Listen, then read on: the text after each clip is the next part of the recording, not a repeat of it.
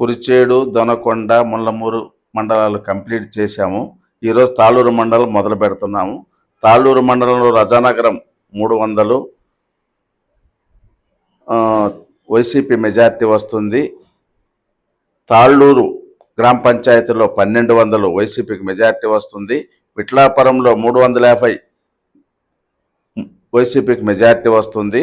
దారంవారిపాలెం పంచాయతీలో 700 వైసీపీకి మెజార్టీ వస్తుంది. మాధవరం పంచాయతీలో వైసీపీకి 300 మెజార్టీ వస్తుంది. తురగపాలెం పంచాయతీలో ఈక్వల్గా ఉంటుంది. కొరపాటివారిపాలెంలో టీడీపీ 100 మెజారిటీ వస్తుంది. శివరాంపురం వైసీపీ 100 మెజార్టీ వస్తుంది. గంగవరం వైసీపీ 500 మెజార్టీ వస్తుంది. బెల్లంకొండవారిపాలెం వైసీపీ 300 మెజార్టీ వస్తుంది. దోసకాయలపాడు టీడీపీ 50 మెజార్టీ వస్తుంది. లక్కవరం వైసీపీ 200 మెజార్టీ వస్తుంది. రాంభద్రాపురం వైసీపీ 200 మెజార్టీ వస్తుంది. నాగముట్లపాలెం వైసీపీ 300 మెజార్టీ వస్తుంది. వెలుగువారిపాలెం వైసీపీ 200 మెజార్టీ వస్తుంది.